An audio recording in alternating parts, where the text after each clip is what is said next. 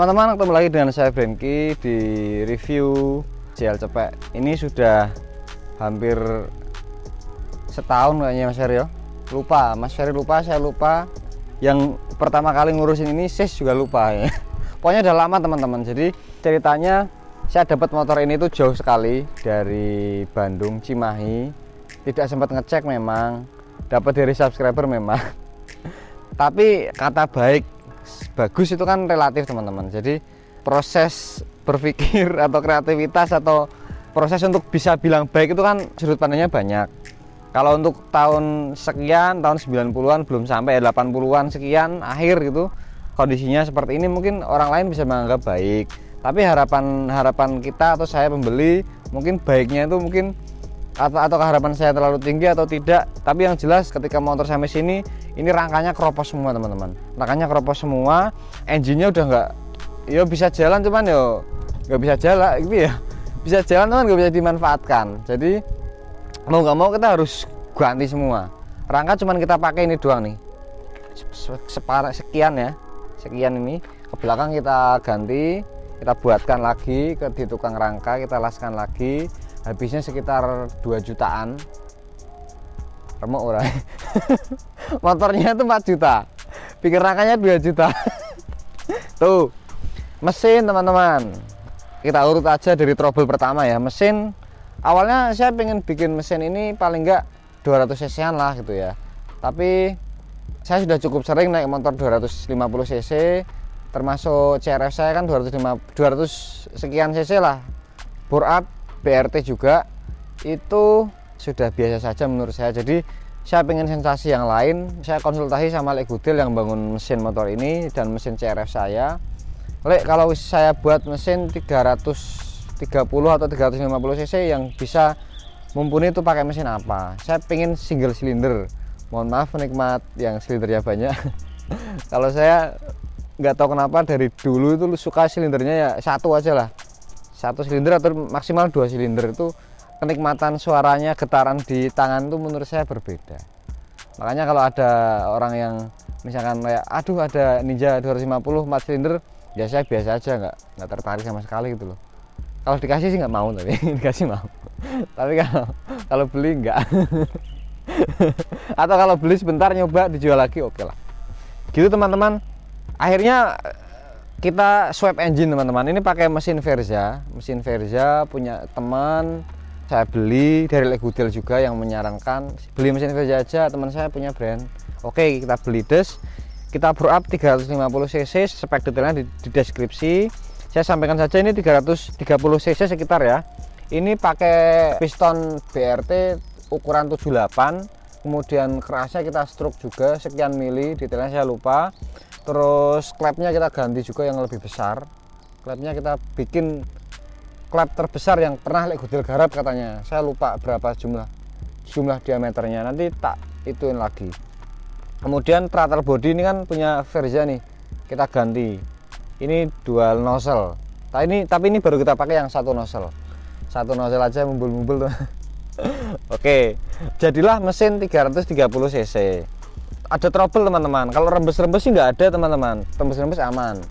Pokoknya ini mesin sudah kita coba 1 bulan dipakai teman saya, karena saya kan harus ngurusin berburu mobil impian, harus yang ngelakuin beberapa hal, jadi nggak bisa kita coba tiap hari. Dipakai teman saya kerja 30 hari, dipakai touring juga nggak ada masalah. Hanya kampas kopling kita kehabisan 1 kali.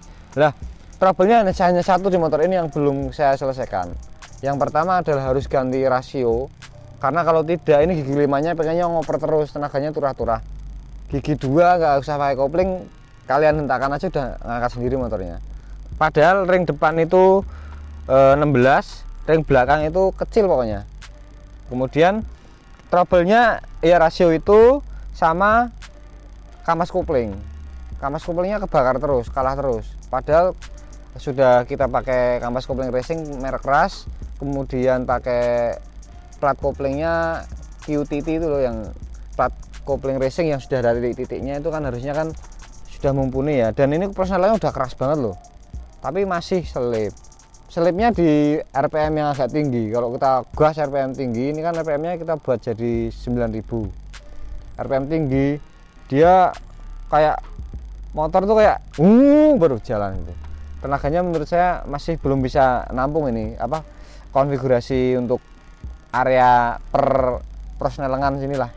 Kita harus pikir ini baik-baik. Mungkin kalau kita ganti rasio mungkin itu bisa sembuh. Itu juga masih mungkin teman-teman.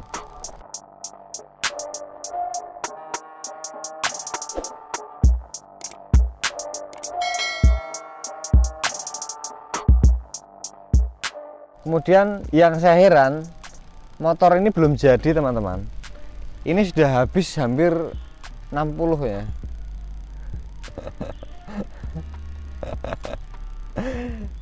Iya, saya juga bingung kenapa bisa habis gitu loh. Maksudnya waktu itu saya bilang ke Legudel ya mungkin anggaran 25. Anggaran 25, mesin aja udah berapa? Mesin aja mungkin udah mau 15 juta teman-teman. Mesin udah mau 15 juta. Terus sok depan ibaratnya sudah 2 juta sekian, 2.500.000 lah ya, anggaplah punya Ninja. Sok belakangnya ini kayak ban merah original. Ini spek kompetisi untuk gestrek, untuk balap bisa. Ini harga barunya 11. Temen jual ya di bawah 11 lah. Kalau siapa tahu nanti mau saya jual kan biar dapat cuan. Pokoknya ini barunya 11, saya beli di bawah 11. Shockbreakernya aja udah berapa, sama mesinnya udah 20-an. Itu belum beli motornya 4 juta, belum rangkanya 2 juta.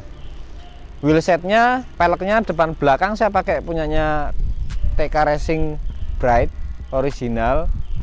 Sudah berapa saya lupa harganya, pokoknya lumayan lah. Tromol depan belakang punyanya The Tracker 150 plus piringan cakramnya juga. Kemudian kaliper depan itu ini pokoknya saya beli itu 1 jutaan ini doang ini, belum sama ininya PNP nya nggak tahu berapa ini kemarin, 350 apa ya. Terus selang remnya 100 berapa, depan belakang berapa.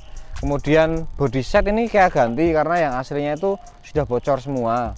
Sebenarnya saya pengen pakai yang asli sih, lebih kelihatan sejarahnya ya, tapi bocor semua. Akhirnya saya beli lagi, tankinya 500, joknya berapa ratus, tepongnya murah, beli lagi akhirnya. Headlamp depan itu 600. Kemudian ini pakai punyanya KTM nih, punyanya KTM ini 600. Ini satu set ini kanan kiri 1 juta kayaknya. Kemudian knalpotnya 1.500.000. Sama ngelas lumayan, push-step belakangnya juga plus masaknya mungkin sekitar mau 1 juta. Push-stepnya juga kita belikan lagi ini. Tuas rem depan, rem cakram set, bannya pakai Pirelli Diablo Rosso semi soft compound. Lumayan sih teman-teman. Itu terakhir saya total itu mau 50, tetapi setelah itu saya hentikan dan nggak saya total lagi, nggak saya tambah-tambahin lagi karena itu juga ibaratnya ngumpul-ngumpulin ya dari sedikit demi sedikit, akhirnya totalnya segitu. Males lah, ya udahlah, wong namanya juga hobi ya, mungkin kalau dipikir-pikir malah nanti repot. Kalau saat ini sih belum ada rencana untuk dijual teman-teman, tapi barangkali kalau misalkan nanti akan saya jual, yang jelas saya bikin sudah habis gitu. Dan sensasi tarikannya, riding positionnya sudah saya tata, insya Allah sih enak. Tinggal selera untuk soal stang ya. Stang mungkin bisa, kalau suka stang speed bisa diganti stang speed. Kalau saya sementara ini masih suka itu, belum pengen ganti stang speed. Tapi kalau teman-teman misalkan pengen ganti stang speed juga bisa. Ini selanjutnya yang harus saya kerjakan adalah kita cat sebenarnya. Cat itu anggaran sekitar 2-3,5. Cat dan chrome ya. Sebagian kita chrome, sebagian kita cat untuk finishing. Karena alhamdulillah pajak masih hidup, BPKB ada, fakturnya dulu saya transaksinya ada. Sampai sini nggak ada fakturnya. Kenapa pola? Tapi yang jelas tembus pajaknya, hidup ini. Plat D teman-teman, plat D Cimahi. Beliau sih sudah pakai katanya 20 tahun itu bapaknya. Begitu. Ini injeksi ya teman-teman. Sorry ya kayak injeksi ya, ini injeksi.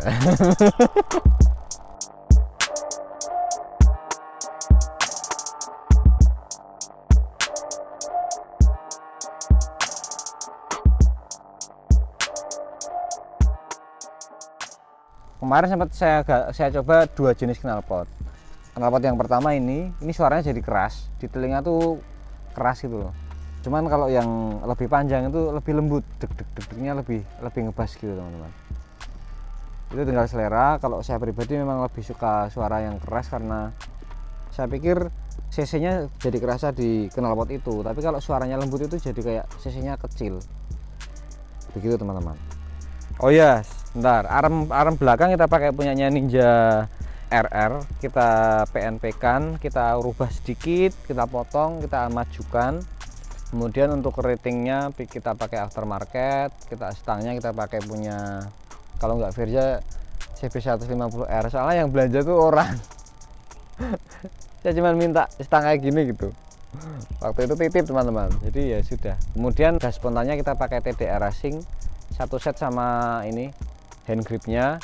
Kemudian spionnya sih murah teman-teman. Itu spion saya beli online 25.000 itu, malah dikirimi 2. Itu orangnya nggak tahu.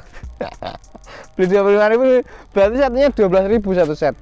Itu satunya akhirnya tak kasih itu teman ya, di Instagram tak statusin, siapa yang mau silahkan ambil, saya kirimin. Itu PR-nya akan kita selesaikan mungkin setelah lebaran karena ini masih puasa. Mungkin nanti setelah itu akan kita cat.